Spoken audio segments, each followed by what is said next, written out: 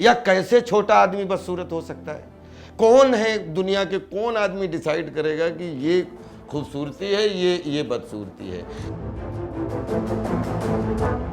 मैं तो बचपन से रिजेक्ट होते ही होते सिलेक्ट हो गया।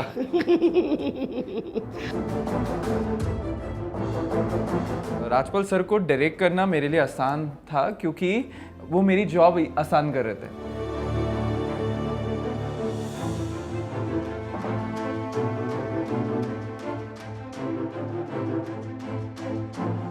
राजपाल यादव जब भी शीशे के सामने खड़े हुए तो हमने किसी सुपरस्टार को अपने शीशे में नहीं देखा।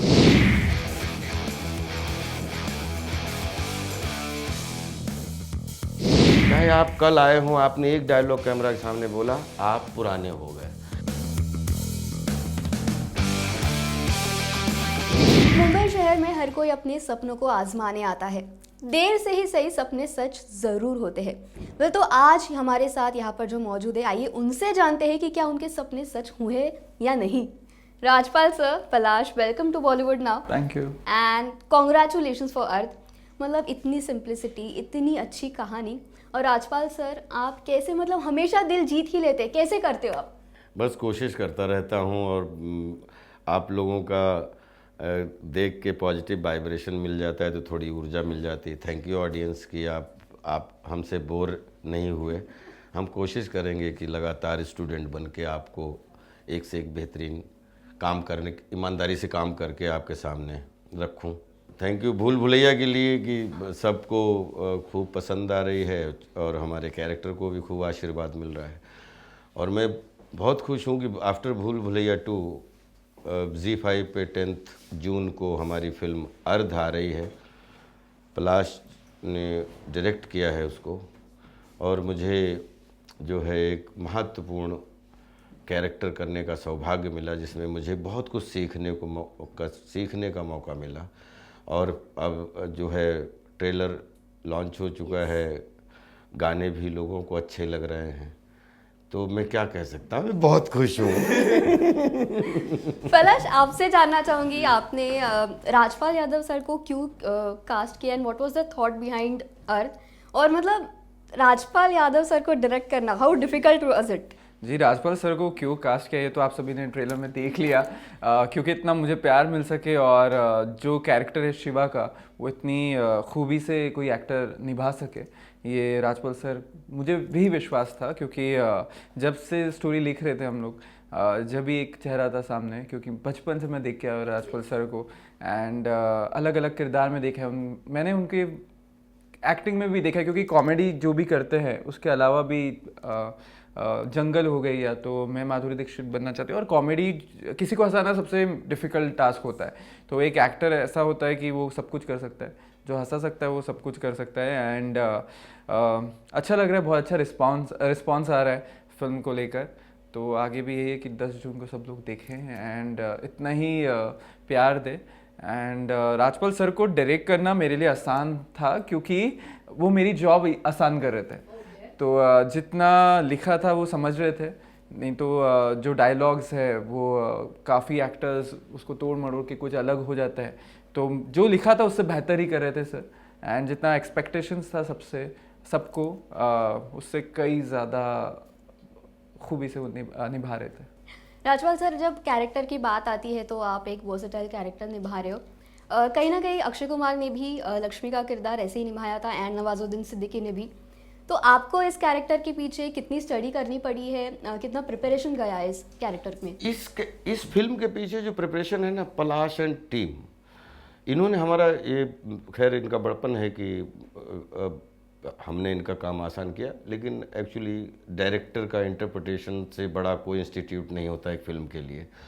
और मुझे इतने सीनियर डायरेक्टर के साथ काम करने का सौभाग्य मिल चुका था, तो मुझे ये मालूम है कि एक बार एक्शन बोलने के बाद डायरेक्टर पुराना हो जाता है, एक डायलॉग बोलने के बाद में एक्टर पुराना हो जाता है।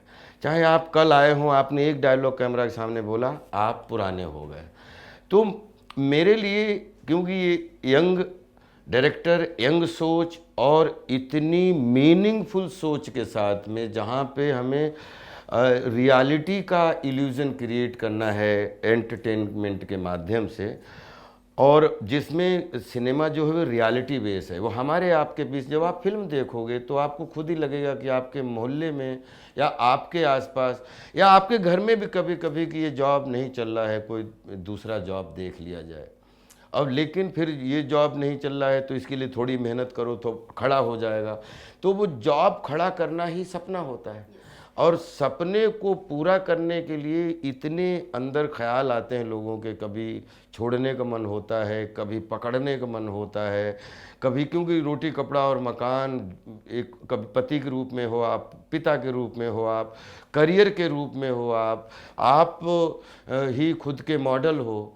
बड़ा आई थिंक वो फिल्म के माध्यम से हम लोग जो दिखा रहे हैं वो जो इल्यूज़न है, कहीं न कहीं हर मोहल्ले में या पूरी दुनिया में हर डिपार्टमेंट में शिवा, आपको 5% लोग निकाल दें तो 95% शिवा की ही मेंटालिटी में जीते हुए लोग मिलेंगे, चाहे वो रिक्शा चलाने वाले हों, चाहे वो प्लेन चलाने वाले हों, बीच में जितना भी वो है, सबको जॉब में सेटिस्फेक्शन ना मिले तो वो अपने जिसमें सेटिस्फेक्शन मिलता है उसके लिए वो और ज़्यादातर एक्टर आपने भी देखा होगा प्लस कि यार मैं ये करना चाहता था लेकिन फिर मुझे मजबूरी में ये करना पड़ा, यार मैं तो डॉक्टर बनना चाहता या मैं ये वकील बन, लेकिन मुझे ये करना। तो आज की डेट में पूरी दुनिया में 5% लोग छोड़ दीजिए तो सर्वाइवल सबसे बड़ी बाधा है लोगों के ड्रीम को सच में बदलने के लिए, और जो फाइट कर जाते हैं, ब्लेसिंग मिल जाती है, वो निकल जाते हैं, वरना सबके सपने मर जाते हैं। आई थिंक यही फिल्म है। पलाश एंड राजपाल सर, आपसे जानना चाहूँगी बिकॉज ट्रेलर में एक डायलॉग है कि एक्टिंग आमिरों का काम होता है तो इस पर आपका क्या टेक है कि एक्टिंग वाकई आमिरों का काम है ये? वही हमने फिल्म में दिखाने की कोशिश की है। वो आप क्लाइमैक्स तक आपको पता चल जाएगा कि ये अमीरों का काम है या हम सबका काम है। ऐसे कई सीन्स है जो आप बहुत ज़्यादा रिलेट करोगे एज एन एक्टर, यहाँ पे जो एक्टिंग स्ट्रगल करते हैं, एंड आम आदमी भी बहुत रिलेट करेगा एक शिवा को देख के, एक घर की मजबूरी को कैसे वो बैलेंस कर रहा है, एंड इतनी मजबूरी है कि वो एक किन्नर बन के पैसे कमाता है, और ये उस आसपास वालों को नहीं पता। आसपास वालों को लगता है कि वो एक बड़ी फिल्म कर रहा है और मैट हेड एक्टिंग करने जाता है। तो ये सिर्फ उसकी वाइफ को पता है, जो रुबीना तिलक है, मधु को। तो उसकी वाइफ कैसे सपोर्ट करती है उसको, कितना पीछे से बैक बोन है उनकी शिवा की। तो ये सब दिखाया है, एंड अमीरों का काम है कि नहीं वो मूवी में ही देखना। दूसरी चीज़ की फिल्म जो है रिप्रेजेंटेशन है। जैसे शिवा है, मुझे करने का सौभाग्य मिला, लेकिन लाखों करोड़ों का रिप्रेजेंट कर रहा है। मधु लाखों करोड़ों उन वाइफ्स को रिप्रेजेंट कर रही है। वो जो डायलॉग आप सुन के एक्टिंग अमीरों का काम है, वो एक हितन का पॉइंट ऑफ व्यू है कि जब बोलते हैं कि जब आप अपने मिशन के लिए आगे बढ़ते हो तो जब आपको कठिनता लगती है तो आप अपना साइड जॉब करके आप खुश हो जाते हो। लेकिन सबके पॉइंट ऑफ व्यू का स्वागत, क्योंकि कोई आदमी लड़ना चाहता है इस युद्ध में, कोई आदमी लड़ना नहीं चाहता है। वो उसका अपना एक पॉइंट ऑफ व्यू हो जाता है कि हमारे लिए दुनिया नहीं बनी है। तो चाहे खेल हो, चाहे सिनेमा हो, चाहे उद्योग हो, चाहे एविएशन हो, कहीं भी आप जब जो काम नहीं कर पाते हो फिर आप उसका एक सहारा तो खोजते हो, एक बहाना तो खोजते हो कि मैं इसमें हूँ कि नहीं हूँ। कहानी में बहुत फिट अनफिट को लेके एक बहुत प्यारा सा मैसेज है कि हम लोग जहाँ पे इतनी जल्दी अनफिट कर देते हैं किसी भी जॉब में कि ये आपको उसका बिहेव अच्छा नहीं लगा तो आपने उसको अनफिट कर दिया, या कभी धोखे से नमस्ते नहीं कर पाया तो आपने उसको अनफिट कर दिया। तो अनफिट जब तक खुद जो आदमी फिट होने के लिए दंगल में है, कंपटीशन में है, जब तक वो खुद ना बोले कि मैं नहीं कर सकता या मैं फिट नहीं हूँ, तब तक सामने वाला जब फिट अनफिट में उसको बदल देता है तो उसको पता नहीं कैसा लगता है। लेकिन जो आदमी सुन के जाता है कि ना मैं अनफिट हूँ, चाहे बच्चा हो चाहे बूढ़ा हो, आप बिलीव करिए वो 24 घंटे का खाना ज़रूर खाता है लेकिन दिमाग में उसके वही लाइन गूंजती है कि मैं अनफिट हो गया।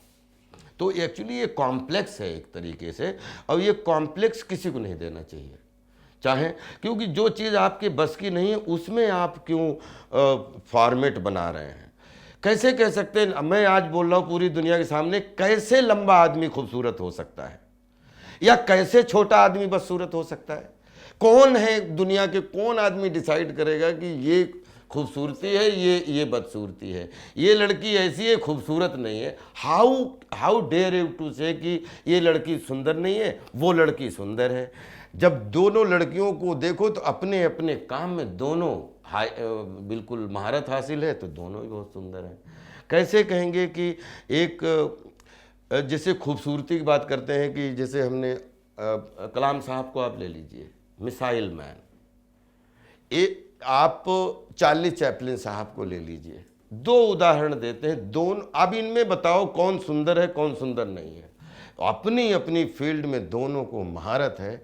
तो अगर शायद हम उनको बचपन से ही अनफिट उसमें तो कुछ हमारे जैसे क्या बोलते हैं, जिद्दी होते हैं, ढीठ होते हैं, वो कहते हैं अच्छा मैं अनफिट हूँ, चलो मैं फिट होके दिखाऊंगा। लेकिन बहुत सारे कबड्डी में हमें सबसे बाद में कास्ट करते थे कबड्डी में, और मैं सोचता था कि इस टीम में अगर मुझे कैप्टन बना दिया तो टीम जीत जाएगी।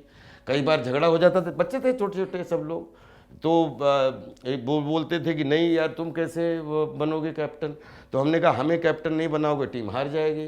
तो बोले एक लड़का उठा के, वो इतने लड़के हैं, एक लड़का उठा के फेंक देगा तुम्हें।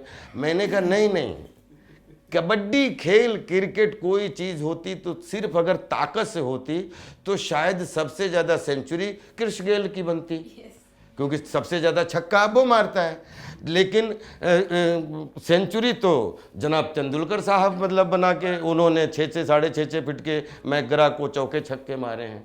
तो मुझे ऐसा लगता है कि सेहत अच्छी हो, बढ़िया फिट हो, बढ़िया दिख रहे हो, ये बहुत अच्छा बोनस है। लेकिन मेंटल स्टेटस आपका क्या है, वही आपका फ्यूचर डिसाइड करता है। कोई दूसरा सामने वाला आपका फ्यूचर डिसाइड नहीं कर सकता है। तो फिल्म में भी ये है कि जो जैसा है, जिसको आपने बनाया ही नहीं है, उस पे आप कैसे गणित कैसे लगा सकते हो कि ये कौन से फ्रेम में आता है, क्योंकि ये कोई भी नहीं, आपका अपना वो है। आपके माँ बाप ने कभी, मेरे माँ बाप ने, आपके माँ बाप, कभी आदमी जब माँ एक बच्चे को डिलीवर करती है तो वो यही सोचती है, वो चाहे झोपड़ी की हो चाहे महलों की हो, कि मेरा बेटा दुनिया का सबसे खूबसूरत बेटा है। तो मुझे लगता है समाज में उस बेटे को या उस प्रतिभा को बढ़ने दो अपने आप। जिसमें टैलेंट होगा वो खुद ही आगे आ जाएगा, नहीं आएगा तो उसको, लेकिन उसको कैटेगरी में डाल दोगे कि तू ना तू निकल यहाँ से, तू यू आर नॉट फिट, वो मेंटल बहुत चोट पहुंचाता है। आई थिंक फिल्म कहीं न कहीं सबके करियर को लेके यही इशारा करती है कि हम सब जज हैं। 750 करोड़ में 700 करोड़ लोग यही शिवा रूपी घूम रहे हैं अलग अलग फील्ड में। हमें खुद सोचना है कि हमें सबको अनफिट ना करके सबको फिट करके आगे बढ़ाना है। राजपाल सर, आप जो बार बार कह रहे हो अनफिट और फिट, और जो मेंटल स्ट्रेस का आप बता रहे हो, आपका डायलॉग भी है कि मुझे बटला कहा गया था। मतलब पर्सनली अगर बात करूँ तो मेरी भी हाइट छोटी है, मैंने भी ऐसे कमेंट्स बहुत सारे सुने हैं। बट देन आप किस तरह से लेते हो, क्योंकि अगर मैं कहूँ तो आप सबके लिए सुपरस्टार हो। मतलब आपका इस पर टेक क्या है कि आपको मतलब कभी रिजेक्शन का सामना करना पड़ा है, कभी ऐसा रियल लाइफ में इशू? मैं तो बचपन से रिजेक्ट होते सिलेक्ट हो गया। वैसे ये आपने, मैं थोड़ा लकी हूँ, मैं जानता हूँ कि पता नहीं ब्लेसिंग है ऊपर वाले की, फाइट करते करते ऊपर वाले ने हाइट खूब बढ़ा दी, और जिसमें 1000 लोग भी खड़े हों तो राजपाल अगर खड़े हैं तो लोगों का प्यार मिलता है उस पर। तो ये लेकिन राजपाल जैसे लाखों करोड़ों लोग हैं जो ऐसी फील्ड में जिसमें दुनिया उनको देख के जज कर सके कि ये टैलेंटेड है, वो चाहे खेल हो चाहे सिनेमा हो, ऐसे लोगों को लाखों लोग हैं जिनको जो बोलो, हमें तो कोई बटला बोल दे तो हम उसको गले लगा लेते हैं कि चलो आम कैटेगरी नहीं है, बड़ी खास कैटेगरी है, उसको बहुत पॉजिटिव हेल्दी वे में ले लेता हूँ। लेकिन लाखों लोग इस चीज़ से प्रताड़ित हो जाते हैं कि कोई बहुत पतला है तो उसको पतले अजय सोचिए कि मैं सोच रहा था कि जैसे लंबू भी क्या नाम है। अगर शायद अगर लंबू को तो हो सकता है आदमी इसमें कॉम्प्लेक्स में आ जाता है कि यार मैं लंबू हूँ, तो अभी लेकिन उसको देखने का नज़रिया बदल गया तो उसको लंबू कहन सुनना लोग बहुत अच्छा लगता है, लेकिन छोटू उनका नज़रिया बदला हुआ, छोटू कहना लोगों को बुरा लगता है। तो शायद ये सब चीज़ों का रिसर्च करते करते, एक अभिनय की सेवा करते करते मुझे खुद ये फिल्म में वो करने का मौका मिला कि जो लोग लाखों लोग सुनते हैं लेकिन वो कुछ कर नहीं पाते हैं। Thank you Palash and team, God bless you कि आपने इस चीज़ को सोच के लाखों लोगों को आप ऊर्जा दोगे इस फिल्म के माध्यम से कि नहीं, सपने सच अगर हैं तो ज़िंदगी ख़त्म नहीं हुई है, आप फाइट करते रहिए, कोई न कोई एक दिन ज़रूर सूरज उगेगा, वो आपके लिए किरण लेके आएगा उन्नति की। आपसे भी जानना चाहूँगी बिकॉज एक और डायलॉग है ट्रेलर में कि प्रोड्यूसर्स पैसे लगाते हैं तो फिर उनके ही बच्चे या फिर उनके ही जो पहचान के होते हैं, नहीं, प्रोड्यूसर जो पैसा लगाता है वो जिसको बोल दे वो एक्टर ही तो है। फिर तो हाँ, जो प्रोड्यूसर पैसे लगाता है वो जिसको उस कैमरे के सामने खड़ा कर दे वो एक्टर ही तो है। ये बात सच है। मैं अगर प्रोड्यूसर हूँ और मैं बोलूँगा मैं इसको हीरोइन लूँगा तो फिर पूरी यूनिट कैसे बोलेगी कि मतलब, क्योंकि जो एक्चुअली प्रोड्यूसर माई बाप होता है, कैप्टन डायरेक्टर होता है और बाकी जितने भी होते हैं वो सब प्रॉप होते हैं एक फिल्म को क्रिएटिवली, एक फिल्म को अच्छा बनाने के लिए। तो ये डायलॉग बिल्कुल कटु सत्य है कि सबसे ज़्यादा अगर किसी का डायरेक्टर भी जिसकी बात टाल नहीं सकता वो एक ही वो प्रोड्यूसर होता है। और वो बोल दे यार कि और 10 लोग हैं ठीक है लेकिन ये रहेगा या ये रहेगी, तो फिर डायरेक्टर बोलता है कि ओके, फिर मैं कुछ करता हूँ और फिर वो दूसरे दिन आता है कि या हो गया, मैंने मतलब फिल्म में बिठा लिया है सर, तो बोले बॉस ठीक। तो अल्टीमेटली प्रोड्यूसर का कॉल बहुत मायने रखता है। बट सर आपको ये ऐसा नहीं लगता कि आप बाकी जितने भी सुपरस्टार हैं कहीं ना कहीं उनके लिए खतरा हो? हाँ देखिए, कोई भी दुनिया का कोई एक्टर किसी के लिए खतरा नहीं हो सकता। कला जितनी बिखरती है उतनी निखरती है। राजपाल यादव जब भी शीशे के सामने खड़े हुए तो हमने किसी सुपरस्टार को अपने शीशे में नहीं देखा। लोग अपने शीशे के सामने अपनी शक्ल तो देखो, और मैं तो अपनी शक्ल से और अपने हृदय से इतना वाकिफ, अपनी शक्ल शीशे में उतार उतार के, क्योंकि ये प्रेरणा चार्ली चैपलिन साहब ने दे दी थी। जब चार्ली चैपलिन विश्व का सबसे बड़ा एवरेस्ट खड़ा करके चले गए क्रिएटिविटी में, तो पूरी दुनिया ने उनको उनकी क्रिएटिविटी को प्रणाम किया। तो राजपाल किसको खतरा हो सकता है? कभी नहीं। मैं दुनिया का सबसे अच्छा को एक्टर हूँ, क्योंकि मुझे जब सेट पे होता हूँ, सामने डायरेक्टर होता है, कैमरामैन होता है, और जिसके साथ लाइन चल रही होती है वो हमारे लिए हमारा अंग होता है। किसी एक्टर के लिए कोई एक्टर दुनिया में कभी खतरा नहीं बन सकता अगर वो एक्टर है। एक्टर ही नहीं है तो उसके लिए तो सड़क पर चलेगा वो भी खतरा लगेगा कि गाड़ी चल रही हमारे ऊपर ना चढ़ जाए। तो वो तो फिर उस खतरे का तो कुछ इलाज अलग है। अदरवाइज जो क्रिएटिव लोग होते हैं उसमें हम सब आते हैं। 8-9 कजिन हैं अपन, मीडिया से लेके कथाकार, पत्रकार, कहानीकार, कलाकार, जो जितने भी निर्माणकार, वो हमेशा अपने प्रतिभा पे अगर कायम रहते हैं तो बोलते हैं क्रिकेट में 2 टीमें जब लड़ती हैं तो एक टीम को तो लास्ट ओवर में हारना ही हारना है। लेकिन हमारी फील्ड एक ऐसी फील्ड है जिसमें जब फिल्म चलती है तो 200 लोगों के चेहरे खुश होते हैं, तब वो फिल्म हिट होती है। तो हमारे में तो हारने और खतरा का कोई चांस ही नहीं है। आपका एक शॉट भी है जहाँ पर आप ऑडिशन दे रहे हो। सो रियल लाइफ में आपका फर्स्ट ऑडिशन कौन सा था? क्या हुआ था, मतलब तब किस चीज़ के लिए आप ऑडिशन कर रहे थे? मैंने ऑडिशन बहुत दिए हैं ज़िंदगी में। नहीं, फर्स्ट ऑडिशन दिल्ली, आप सोचिए कि क्योंकि मैं इंस्टीट्यूट से रहा हूँ और लगभग 13 साल की उम्र के बाद से लगातार अभिनय कर रहा हूँ।